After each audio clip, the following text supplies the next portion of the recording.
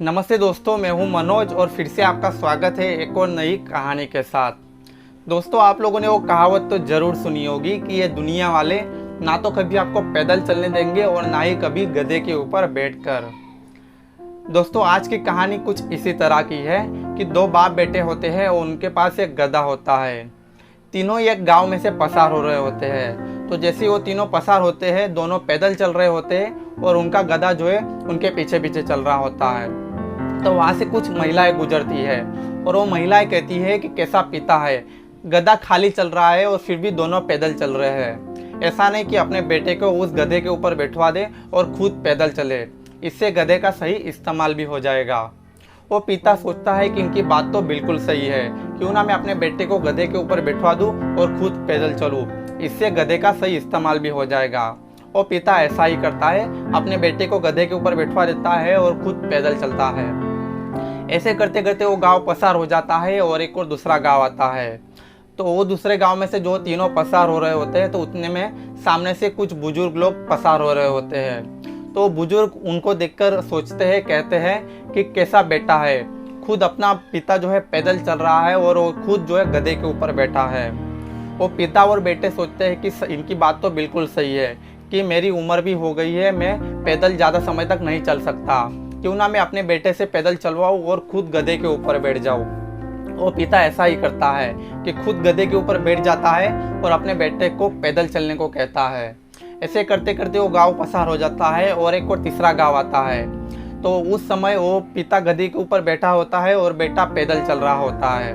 तो कुछ यंगस्टर जो है तीसरे गांव में कुछ यंगस्टर जो है सामने से आते हैं। तो उन्हें देखकर कहते हैं कि कैसा पिता और कैसा बेटा है, कि बेटा पैदल चल रहा है और पिता गधे के ऊपर बैठा है। ऐसा नहीं कि दोनों के दोनों उस गधे के ऊपर बैठ जाए, इससे गधे का सही इस्तेमाल भी हो जाएगा। वो पिता का दिमाग खराब हो जाता है।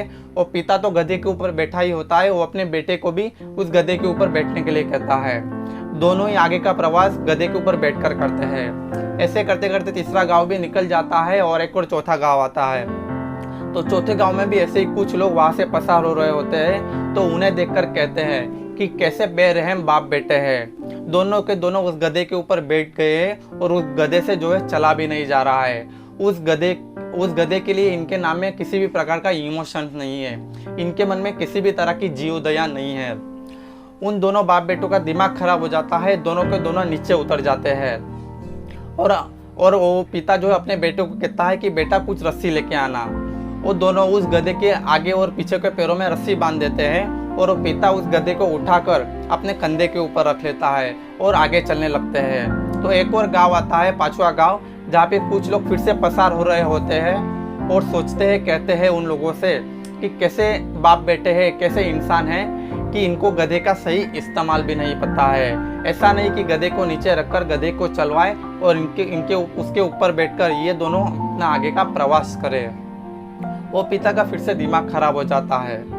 दोस्तों, ये कहानी यहाँ तक ही है, लेकिन ये कहानी हमें ये सिखाती है कि सुनो पूरी दुनिया की लेकिन करो अपनी मन की, क्योंकि ना तो ये दुनिया वाले हमें गधे के ऊपर बैठकर चलने देंगे और ना ही पैदल चलने देंगे। दोस्तों, मानता हूँ कि ये इनको दुनिया वालों को इग्नोर करना इतना आसान नहीं है, अपने मन की करना वो भी इतना आसान नहीं है। लेकिन मैं अपनी हर कहानी के एंड में कहता हूँ कि मायूस मत हो बंदे, तेरा वजूद छोटा नहीं। मायूस मत हो बंदे, तेरा वजूद छोटा नहीं, तू वो कर सकता है जो किसी ने सोचा नहीं। दोस्तों, ये कहानी अगर आपको अच्छी लगी होगी तो लाइक, शेयर एंड सब्सक्राइब करना मत भूलिएगा।